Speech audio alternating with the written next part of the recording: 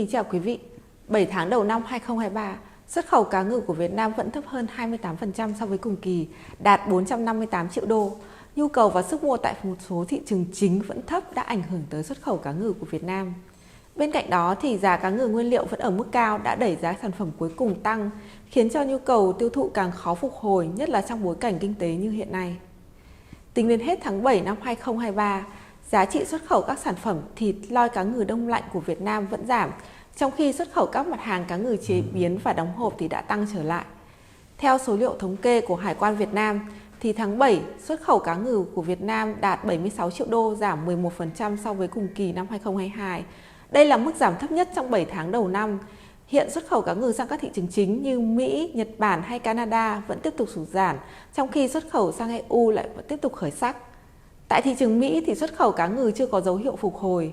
Giá trị xuất khẩu cá ngừ sang thị trường này trong tháng 7 vẫn giảm 26% so với cùng kỳ, đạt 29 triệu đô. Tương tự như Mỹ thì xuất khẩu cá ngừ sang Nhật Bản và Canada vẫn tiếp tục sụt giảm trong tháng 7 với mức giảm lần lượt là 20% và 38%. Tuy nhiên thì tính từ đầu năm đến nay, đây là mức giảm thấp nhất của cả ba thị trường. Trong khi đó thì xuất khẩu sang EU tiếp tục phục hồi trong tháng 7 và đang dần bù đắp lại lượng sụt giảm trong những tháng đầu năm. Xuất khẩu sang EU trong tháng 7 tăng đến 28% so với cùng kỳ. Nhờ đó mà tính lũy kế 7 tháng đầu năm 2023, xuất khẩu sang khối thị trường này tăng 5% so với cùng kỳ, đạt 96 triệu đô. Đáng chú ý là sự xuất hiện trở lại của Italia trong top 3 thị trường dẫn đầu khối EU về nhập khẩu cá ngừ của Việt Nam. Xuất khẩu cá ngừ sang Italia trong tháng 7 năm 2023 tăng gấp 10 lần so với cùng kỳ năm 2022. Cùng với Italy thì xuất khẩu sang Đức và Hà Lan cũng đang tăng mạnh trong tháng 7 lần lượt là 43% và 96%.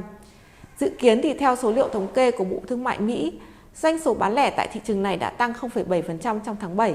Người tiêu dùng Mỹ đã chi nhiều hơn cho thực phẩm với tốc độ tăng chi tiêu nhanh nhất kể từ đầu năm đến nay.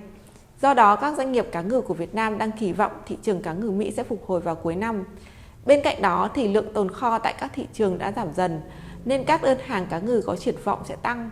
Thêm vào đó thì dịp cuối năm cũng là dịp lễ hội diễn ra nhiều nhất.